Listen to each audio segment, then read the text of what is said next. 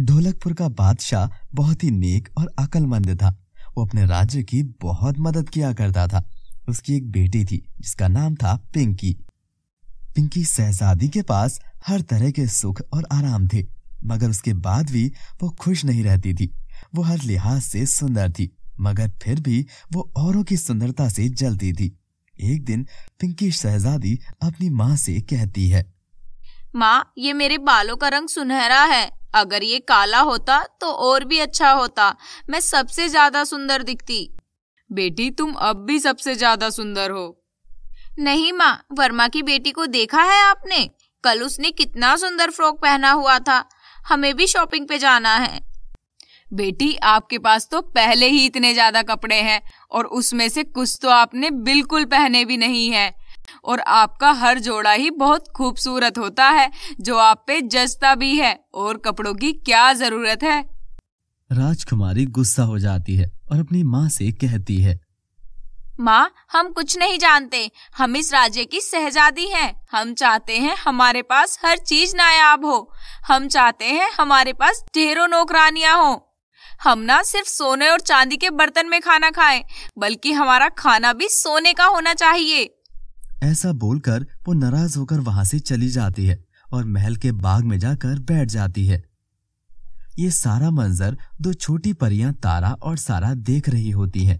तारा परी सारा परी को इशारा करती है और वो समझकर अपनी छड़ी घुमा देती है।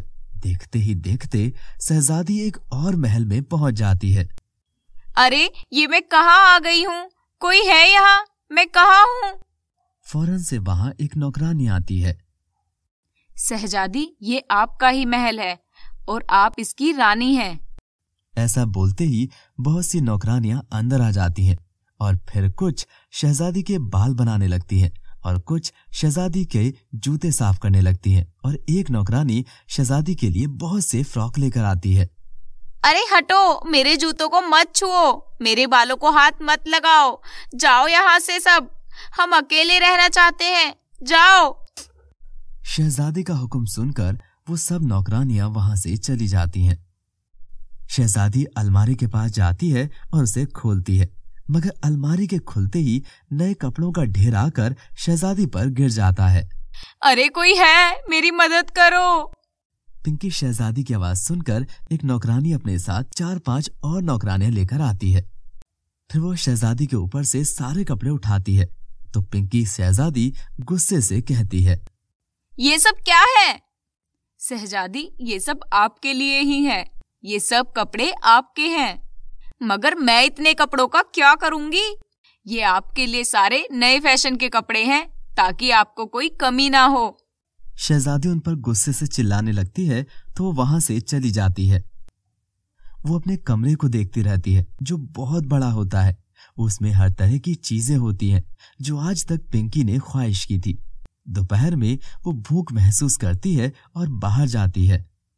मुझे भूख लगी है, मेरे लिए खाना लगाया जाए। हुक्म मिलते ही खाना लगा दिया जाता है।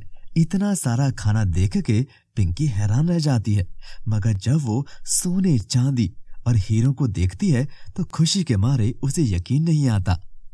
अरे वाह, ये तो सोने का सामान है। और ये मटर, अरे वाह, ये तो हीरो से पका हुआ है। लेकिन जैसे वो खाना खाने लगती है उससे खाया नहीं जाता, क्योंकि वो बहुत ही सख्त होता है। वो गुस्से से कहती है, ये सब क्या है? क्या यहाँ कुछ खाने को भी है? ये सब मैं कैसे खाऊं? वो वापस से अपने कमरे में जाती है। उसका भूख से बुरा हाल हो रहा होता है तो वो जोर जोर से रोने लगती है। मुझे यहाँ नहीं रहना, मुझे मेरी माँ के पास जाना है। मैं इतनी सारी चीजों का क्या करूं? ऐसा खाना नहीं चाहिए मुझे जो खाने के भी काबिल ना हो। और वो फूट फूट कर रोने लगती है। तारा और सारा परी कुछ सोचते हुए अपनी छड़ी घुमाती हैं और पिंकी को दोबारा से उसके महल में पहुंचा देती हैं। पिंकी महल में पहुंचते ही अपनी माँ के गले लग जाती है और रोते हुए बोलती है, माँ, मुझे समझ आ गया। मेरे पास हर ऐश है। मुझे बहुत सारे कपड़े नहीं चाहिए और ना ही मुझे इन सब के अलावा कुछ चाहिए। मेरे पास सब है। मल्लिका खुश होते हुए उसे अपने गले लगा लेती है और अब पिंकी शहजादी नाना शुक्री करनी छोड़ देती है।